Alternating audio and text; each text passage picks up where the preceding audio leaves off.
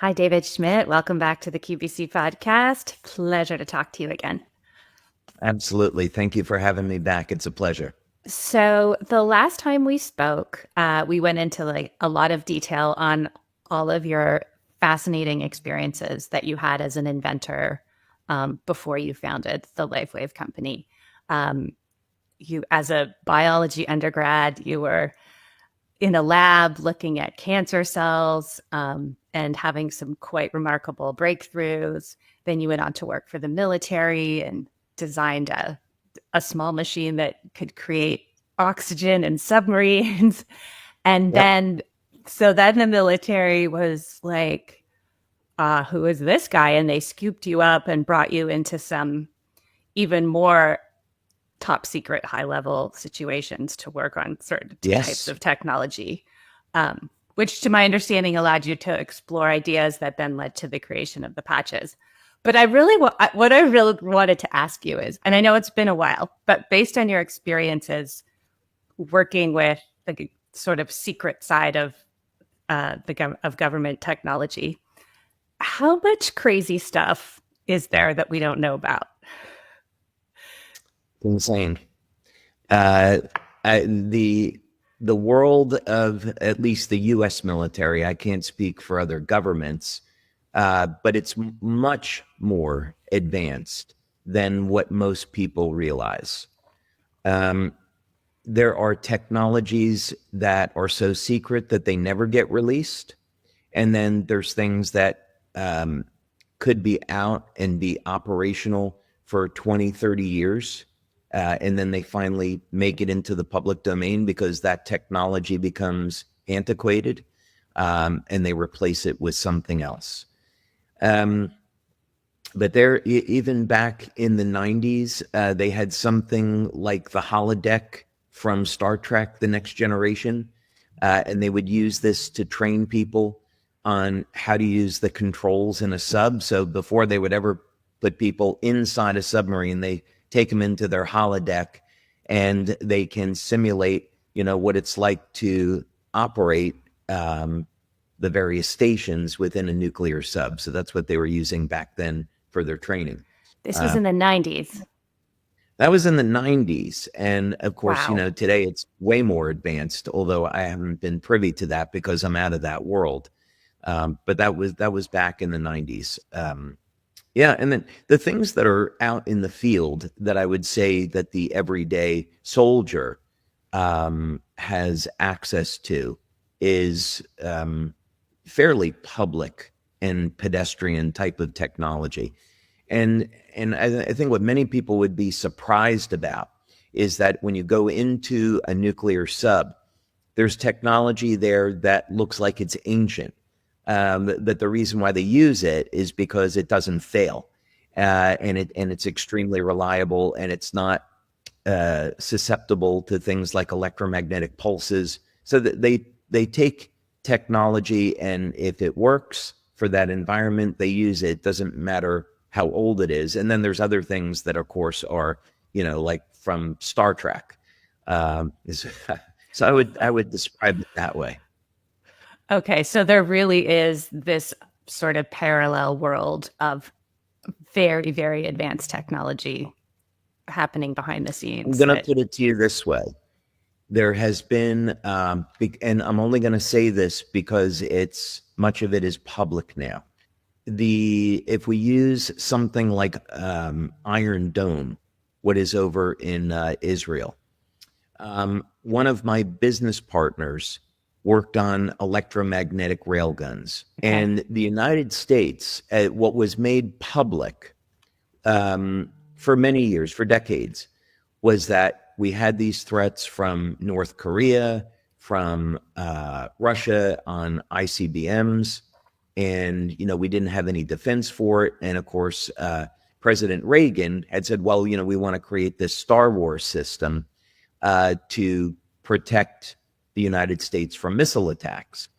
When he was making that speech, that system was already operational and was capable of shooting down 3,000 missiles per minute. I met the inventor who Jeez. developed technology for detecting missile launches. And we could detect, we used a special technology. I can't say how it works, but he developed a technology for detecting when missiles would leave their silos. So we didn't have to rely on satellites to do the imagery. Once the missile was up in orbit and all that, we could actually know when the missile was coming out of its silo from North Korea, China, Russia, or what have you. So this system is extremely sophisticated. There's multiple layers to it, and the first version of it was in place in the 80s, but it's way more sophisticated today than it was back then. But of course, the threats evolve. Right. When the politician is out in front of the public saying, we need to invent this, or we need to create this, or here's the vision of what we're going to need, he's in this situation and likely others talking about things that already exist. And that's just him signaling that they're going to be public now, sort They of. may not know. They may not know. I mean, one of Oh, the things that the government does incredibly well is compartmentalize. And this is to protect national secrets. So if you go to a company like Newport News Shipbuilding, that's the company that builds our aircraft carriers. They could have at any time 20,000, 30,000 employees. So, how do you develop something secret without it getting out into the public? So, what they do is they compartmentalize and they'll say, well, this group is working on this one system, and that's all you see. And this other group is working on this system, and that's all you see. And in a company of that size, you may only have 6, 8, 10 people that see the entire picture. And the other people that work on the project, they don't get to see the entire thing. So that system has worked extremely well at being able to protect some of these secret projects.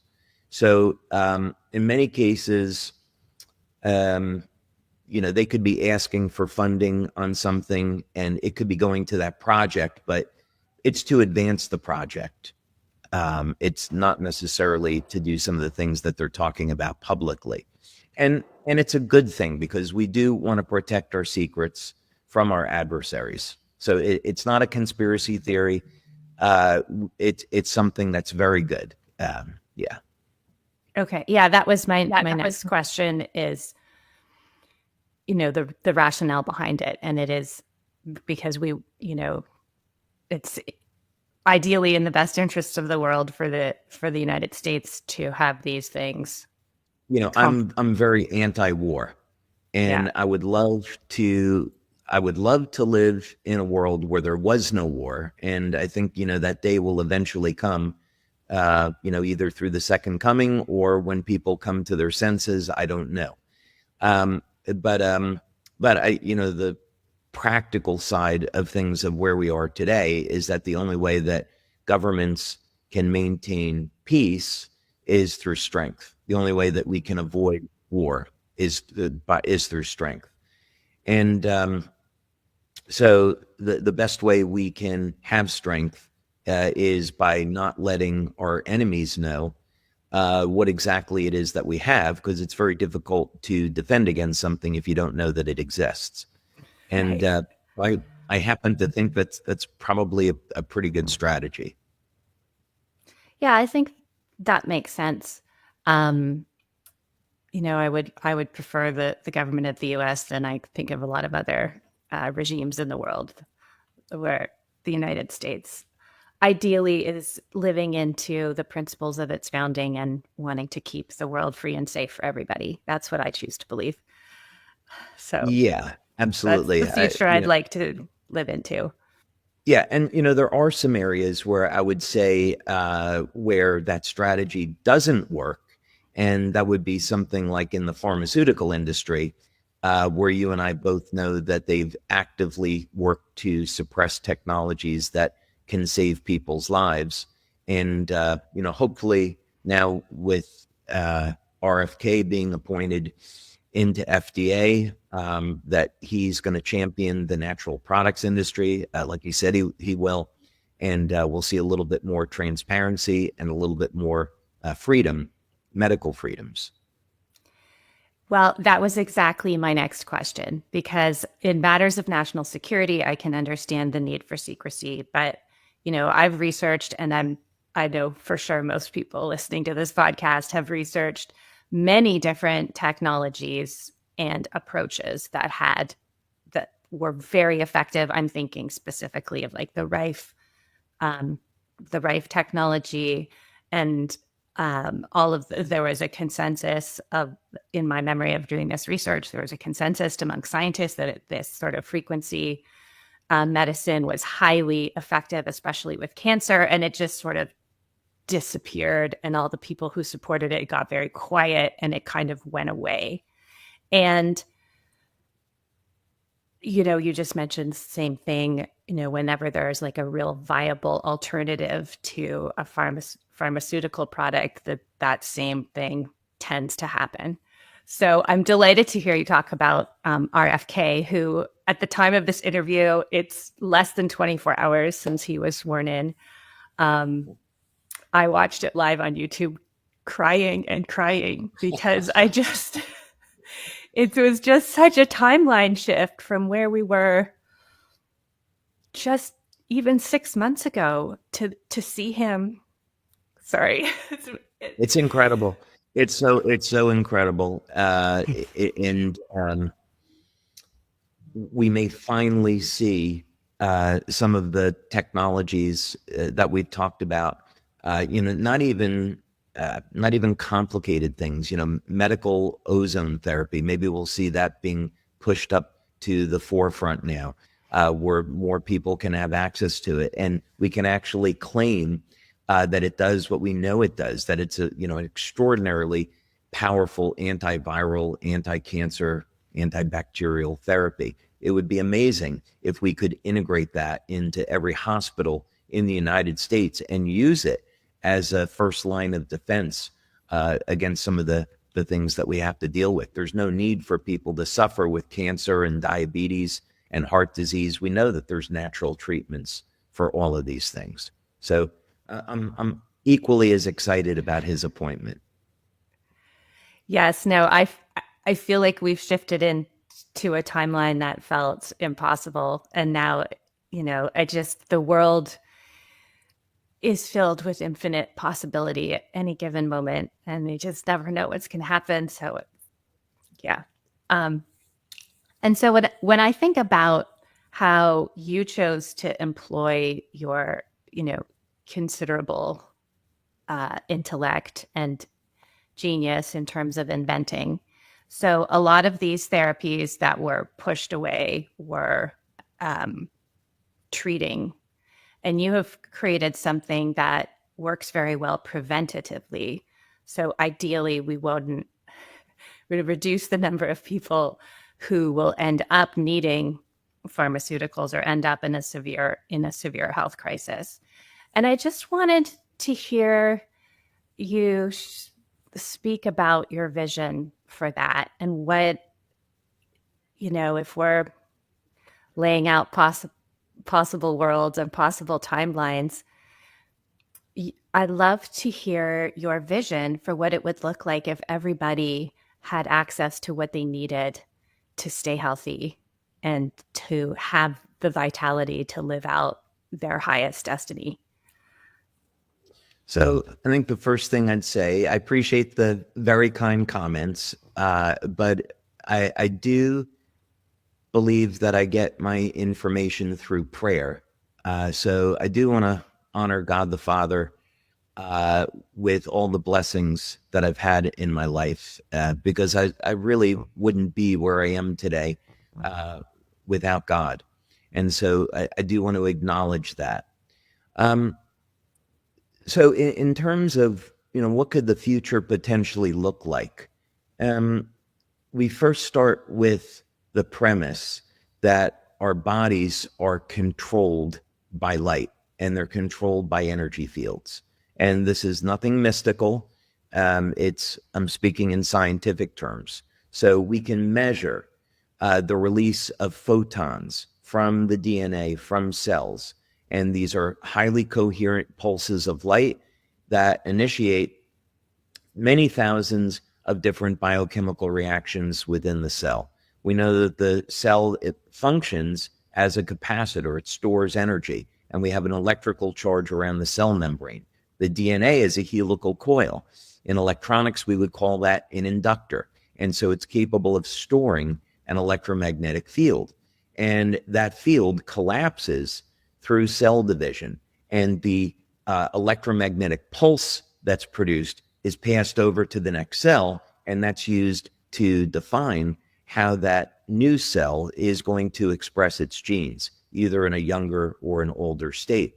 Of course, we have a nervous system that conducts electrical energy, and that produces magnetic fields at right angles. We have a meridian system, which is composed of very fine threads of collagen that have electrolytes attached to them, and these fibers conduct infrared energy. So our body has a fiber optic system that uses light for communications, and that's been documented by a physicist named Joey Jones using functional MRI. So we first start with this basis that our body, we need the biochemistry. So we need a healthy diet, we need nutritional supplements so that we have these raw materials. But ultimately, it's the energy systems of the body controlling the biochemistry. So if we start with that as a foundation, then we say, how can we use energy to improve our health? And what would be the highest way we could improve our health?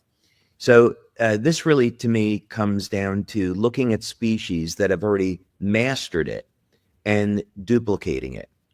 This is a field of science known as biomimetics, where we study living systems and then we try to mimic that with technology that we could apply to human beings.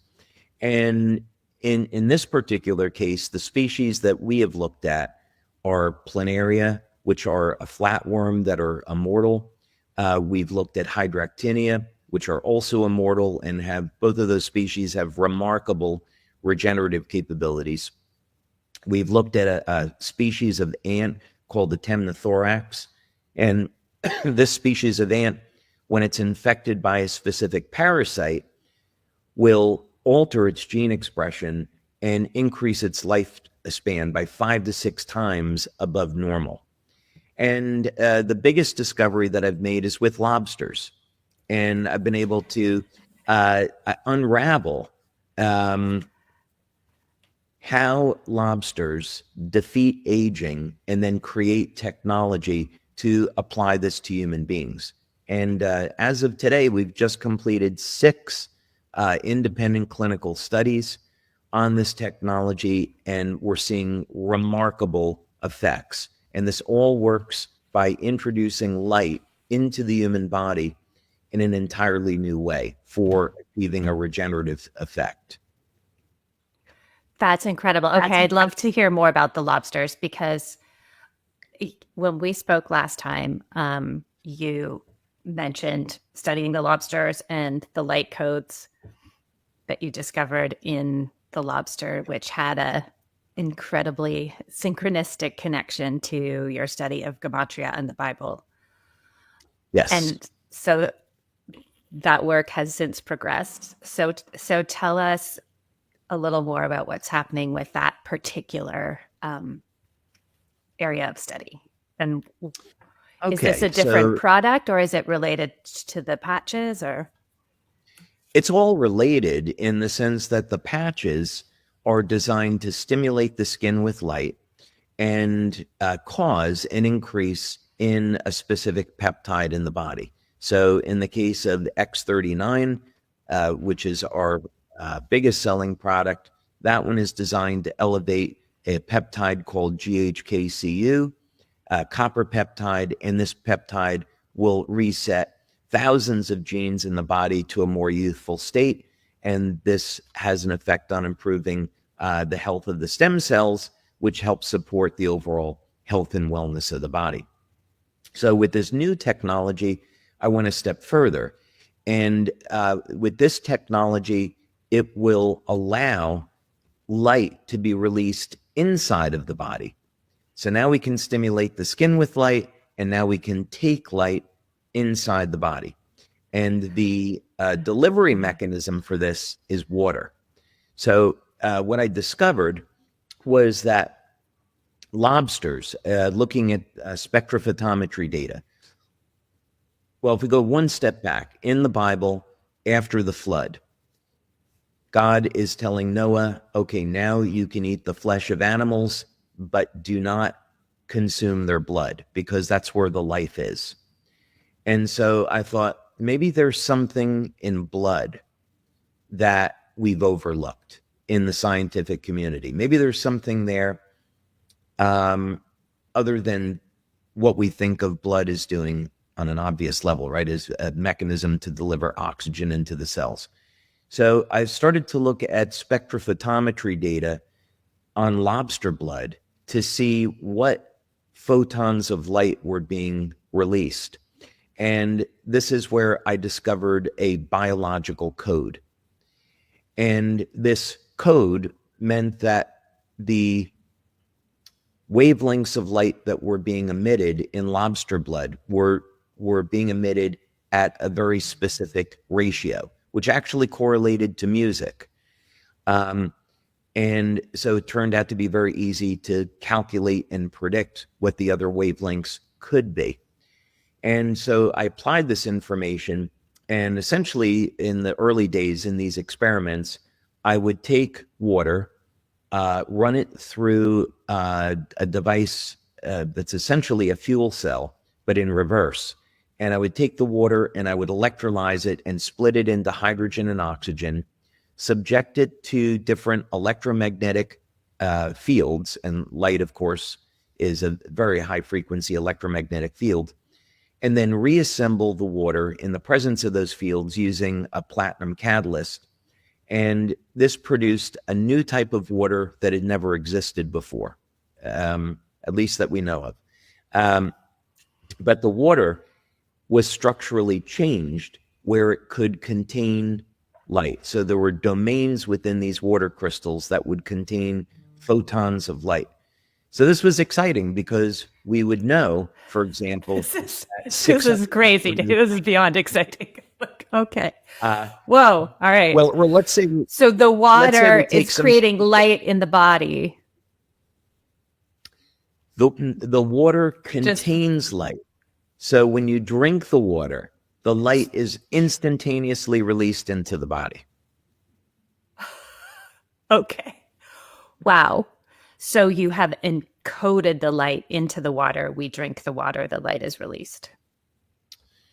The water is, so we have a machine now.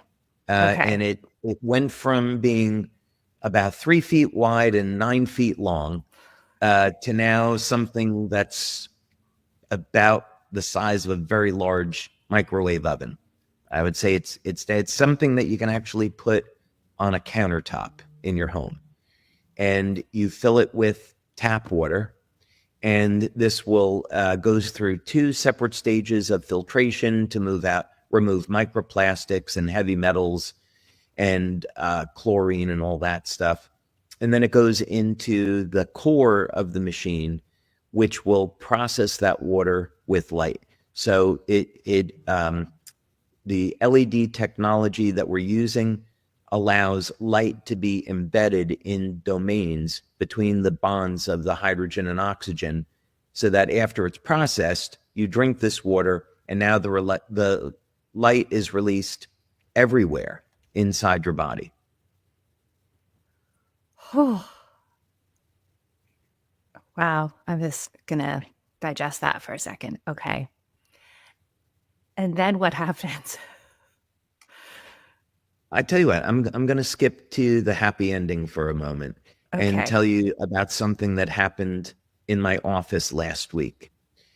We're working on this drone project where we want to provide, we have these drones. This has been 4 years for, and we have cooperative agreement with a number of organizations to provide delivery of medical goods, search and rescue, surveillance over a disaster site, these kind of Okay. applications. And these are And drones that you are developing. yes, Okay. So yeah, these are we're special 4 years into that. And so David part of the Schmidt work made with drones, drones, not regular. Okay, got it. And you're yes. developing And them to help serve in these humanitarian ways. Okay. yes. And we're also going to be taking, well, that's a different story, but this is a stepping stone to providing clean power for homes. We're going to use the power generation system that we've created for these drones, which is a green technology, and convert them over into power generation systems for people's homes. But that's years into the future. Uh, Okay. but so these drones are, let's say, they're made of fiberglass or carbon fiber, what have you. And um, I had wanted to hire a fellow in Florida who's an expert on composites to do some of this work. And he said to me, I have to retire. He's in his mid to late 60s. He said, I have to retire. I have crippling arthritis, and the pain is so bad that I can't move my hands. And he had gotten into a depression. He had a number of other medical conditions, and he was looking at his life is over. So I said, okay. I said, I know you don't really know who I am, but come into my office and let's talk. You're like, He just knew wow, me like, did you did you talk to the right person? All right. yeah. So he comes into the office and he tells me, his story of the health challenges he has and how his wife has to take care of him now. And he just feels so hopeless and helpless. And I said, okay, this is what I want you to do. Here is a glass of water from a machine that we've invented. So I want you to go ahead and drink this glass of water.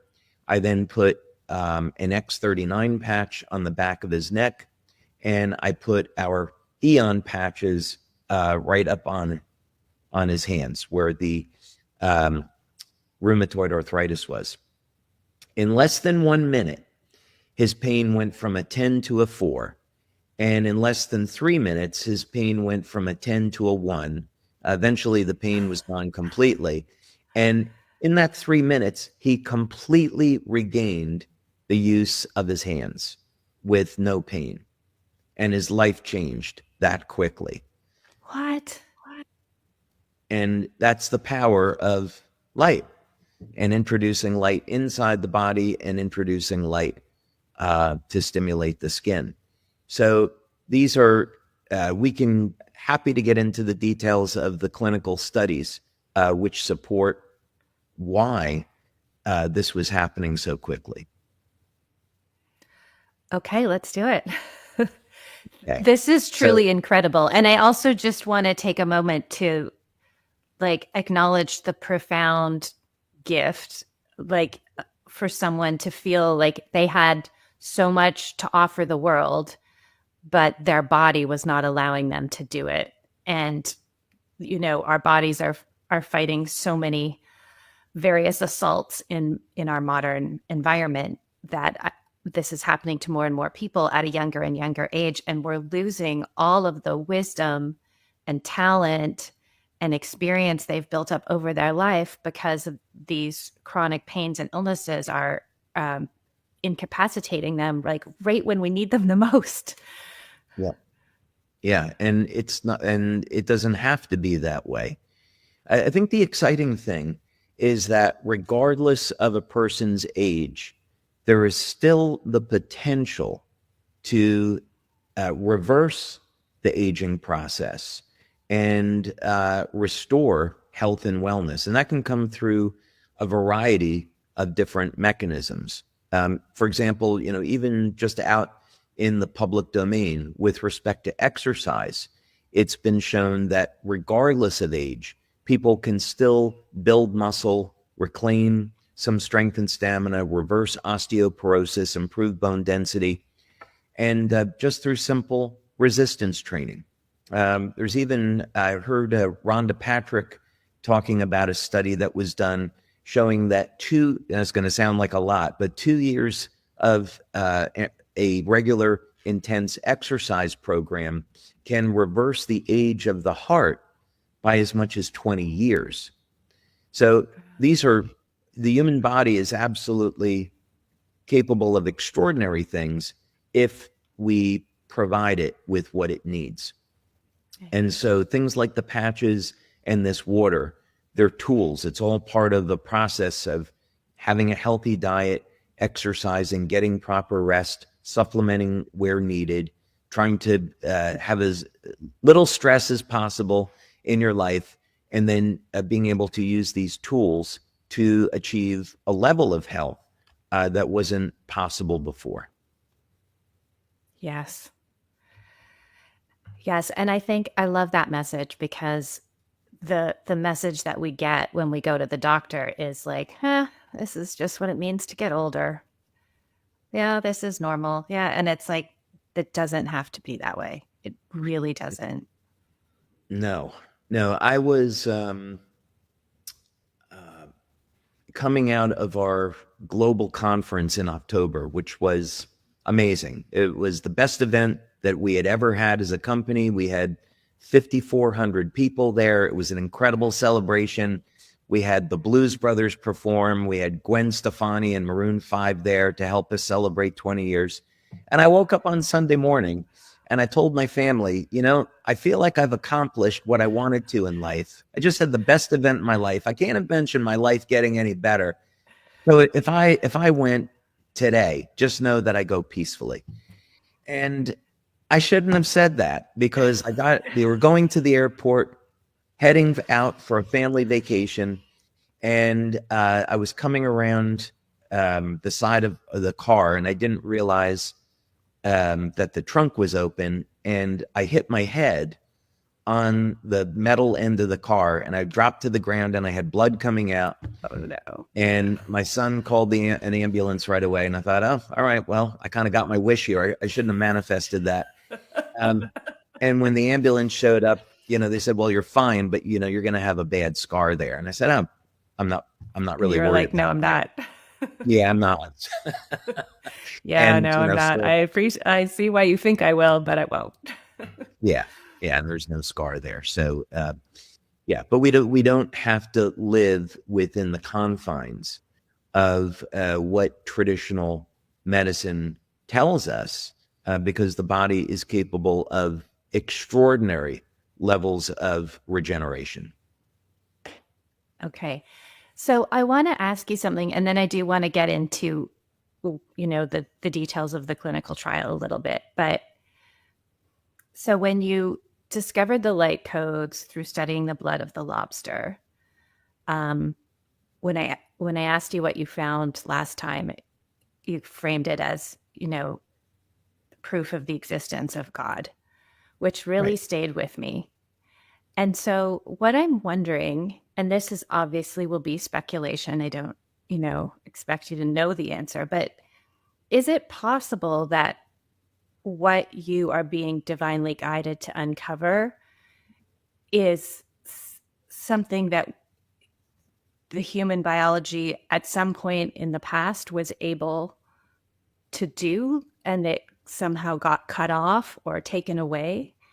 Or is this a new level, do you think, that hasn't, the ability for our bodies to have this sort of reverse aging and healing capacity with the light technology? Is this just us moving into a new field that we haven't existed in before? It's a fantastic question. And there is a scientific answer to that. And Okay. it's that what we have been told about human lifespan is completely incorrect. We were told that people that lived thousands of years ago, uh, or let's say primitive humans, were told that they had a lifespan of maybe 30 years or so. And as medical science has progressed, human lifespan has increased. Uh, it's nonsense and it's not true. I am not knocking medical science because medical doctors, pharmaceutical drugs like different pharmaceutical drugs had definitely saved people's lives. So we're lucky to have modern science. However, looking historically, the truth of the matter is that people's lifespans have been getting progressively shorter. Um, and this is based on looking at the Bible as a historical document rather than just storytelling.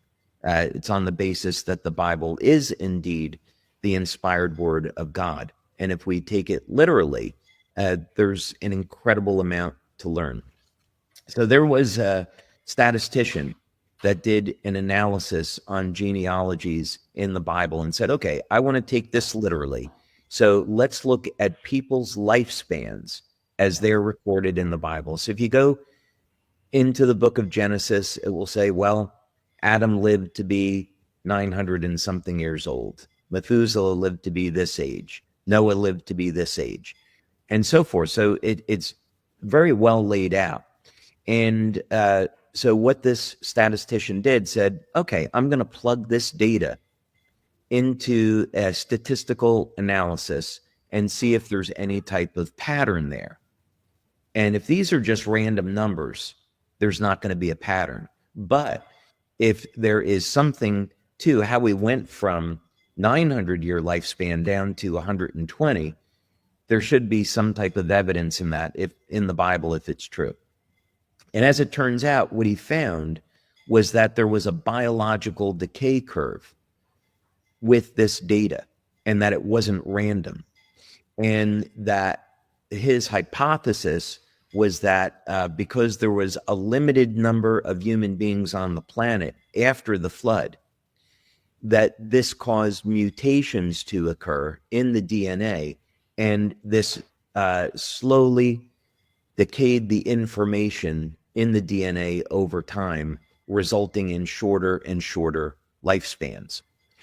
So why is that important? It means that human beings have the capacity to live to be hundreds of years old. Noah had kids, I think, in his 500s, or built the ark when he was in his 500s, right?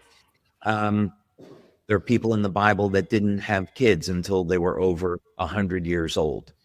So if we look at that as being true, then what happened and how can we restore that youth?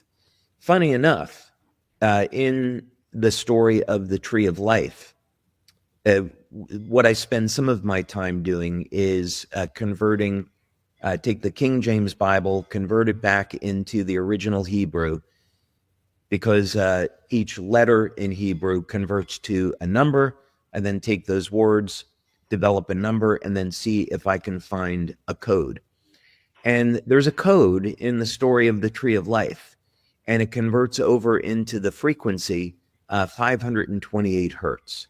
And what's interesting about that frequency is that it converts over into a wavelength of light that's at 385 nanometers. And there's actually 3 different wavelengths.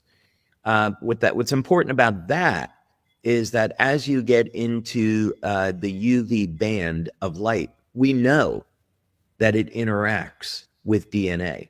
If you go to very short wavelengths, let's say 185 nanometers, that's going to cause terrible breaks in the DNA. But as you get over towards the upper end, closer to visible light, the effect is very different. You have the opportunity to add energy into the DNA. So there is no way that the human author of the book of Genesis, presumably as Moses, would have known that that number of 528 would convert to a wavelength of light that would influence DNA. And it even goes a step further. That there is data in that story, in those light frequencies or light wavelengths, that show it can trigger regeneration of the telomeres. And what we know about the telomeres, and every species that doesn't age, is the telomeres never shorten. So in the story of the Tree of Life is data that can be converted to numbers, and those numbers reflect a technology that's capable of preventing DNA from changing. So God created a tree that had some kind of food that people would eat that would prevent their body from decaying and to be functionally immortal. That story happens to be true. So today we can uncover that and say, okay, can we apply this to human beings? And when we give people this water, what we see in our clinical studies is that the effect is immediate. You drink the water, and within 15 seconds, we can make measurable observations about changes in the body. We have people connected to heart rate variability through a physio suite. So we see changes in the muscle contractions in the heart. They begin to smooth out. We see a reduction in blood pressure, an improvement in oxygenation in the cells. Most importantly, we see an increase in the energy output in the mitochondria, which is linked to gene expression. We see an increase in collagen synthesis. That's important because the cytoskeleton of the cell, which is made of collagen, is intimately linked to longevity. We see an increase in synthesis of amino acids that is linked to muscle protein synthesis. So leucine and isoleucine and valine, of course, those are the principal ones. And we also see evidence of the KP pathway being upregulated. And this is the pathway that turns on NAD, and NAD triggers an improvement in expression in the sirtuin genes, and the sirtuin genes control longevity. So when you study, as we have, what happens to changes in the urine, the blood, bioelectrically in the body, a pattern of regeneration begins to emerge. Wow. Wow. And these changes were seen like within a minute or two of drinking the water. So what we do is we have people come into, this is all done independently. We have people come into a clinic and they provide a blood sample and a urine sample. And it depends on which study, because each study we're looking at different parameters. And then we'll take a baseline of different bioelectrical readings. They then get a sample of the water. This would be a 500 ml glass. And then we'll immediately take another blood sample and we'll do dark field and bright field microscopy to see what kind of changes we can record. They provide a urine sample whenever that occurs, and then which we check for metabolism data. But the bioelectrical data is immediate. So they'll be connected to, they'll be sitting in front of an infrared camera. They'll be connected to a physio suite, and those changes start within 15 seconds. So you can actually, and when people drink this water, there is they have the experience of feeling an energy rush up to their head. And on the infrared camera, you can see an improvement in circulation around the head. Wow, this is extraordinary. And so would this be something that you would drink, if say you had a chronic illness or there were some symptoms you were trying to deal with, once those became alleviated and you're in a state of health, would this be something that you would continue to drink, or can you drink too much? Would we explode in a ball of light? The goal, well, it's an interesting point. The goal of the technology is to stop and reverse human aging. And the point that we've gotten to now with the tech is we're finding subtle ways to utilize it where we can, I can talk about this because we have a patent that we filed on it. But we're using biological chromophores to direct the energy to different parts of the body. So I'll give you an example.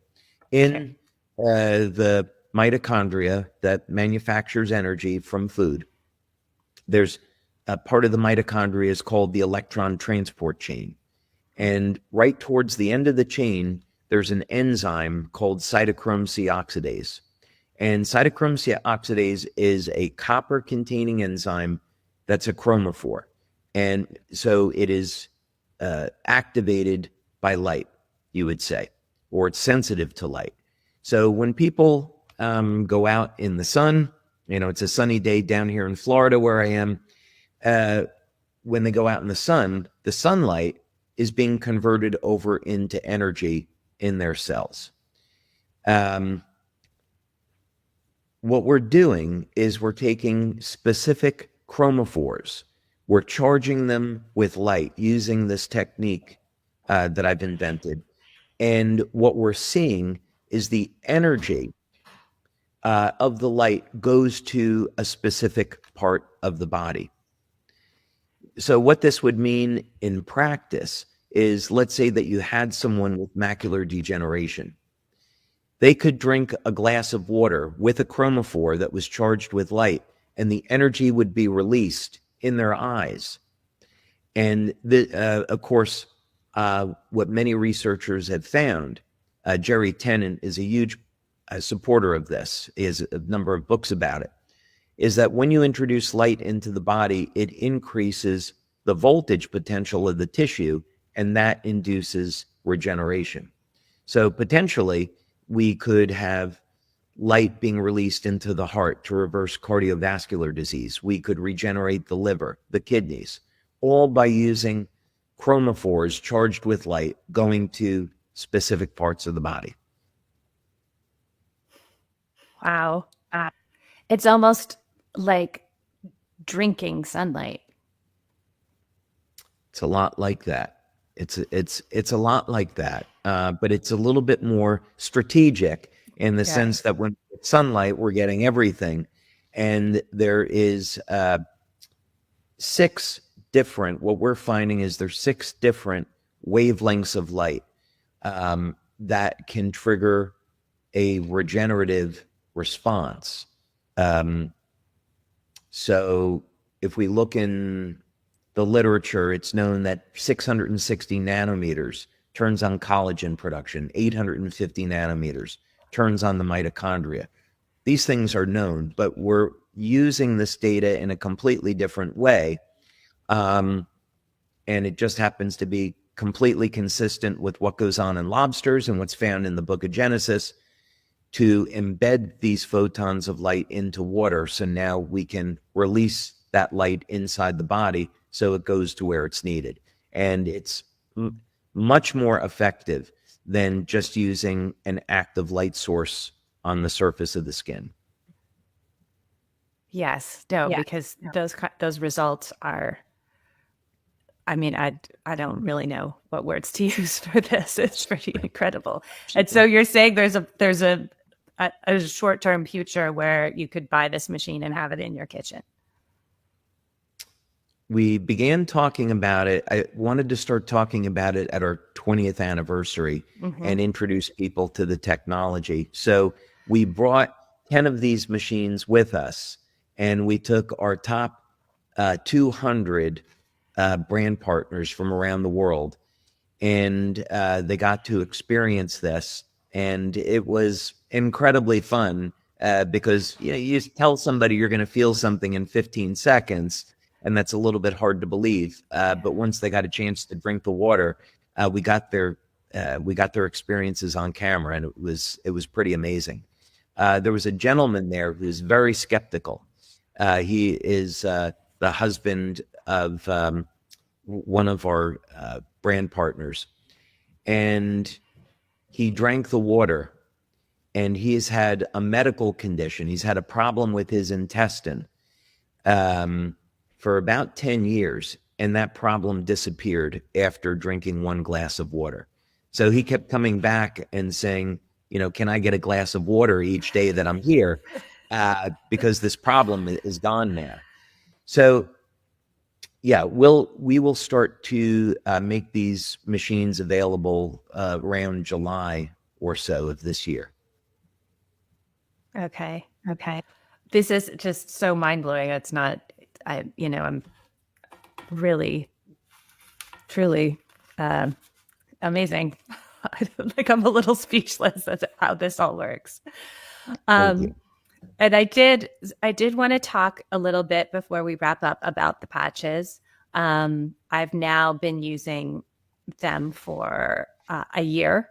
Last time we spoke, I was newer to them, and in that time, just with my personal experience and the experience of people around me, it is truly astonishing. And I mean, it sounds like the water is taking things to an even next level, but the patches themselves have had truly. I had a friend who she was like, she was looking at me and she's like, I know you'd never do Botox, so what is it? Yeah, Because I only see her like once a year, and she was like, "What are you doing?" what I should say is that X39 is going to continue to be our lead product because it's inexpensive when you think about the effects of it uh, as it compares to stem cell injections. And of course, it's completely safe and you can use it on a daily basis. So the reason to come out with the water machine is that it complements all of our patch products. They Yeah, absolutely work synergistically together. right. And the patch you wear all day or all night, depending which one and what the protocol you're doing is. Um, Yeah, so, do you have time for one last quick question, or do you need to run? absolutely. Okay. So my LifeWave mentor is Kathleen Horstmeyer. I text her all the time. This is happening. What should I do? What patch should I use? Where should I put it? And she was one of the first people I knew who was using these. Dr. Stillman sent them to us, and I left mine on the shelf, and Kathleen started using hers. And she called me and she said, Meredith, I have to tell you what happened. Like, I can't believe it. Because she had actually used the patches back when the company first started around 2012.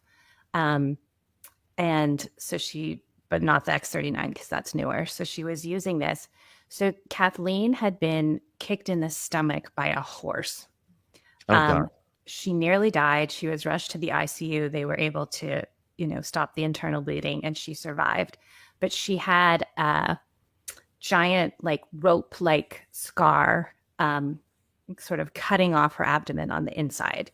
And so, because she understands how the bioelectric nature of the body and how it communicates, she really did not like having the scar because she knew it was interrupting the body's processes. And so she did all the things. She did supplements and food and red light therapy and manual massage. So she had a ritual where she would massage the scar every morning. Like, she would sort of dig around in her with her fingers and find it and just kind of massage it out.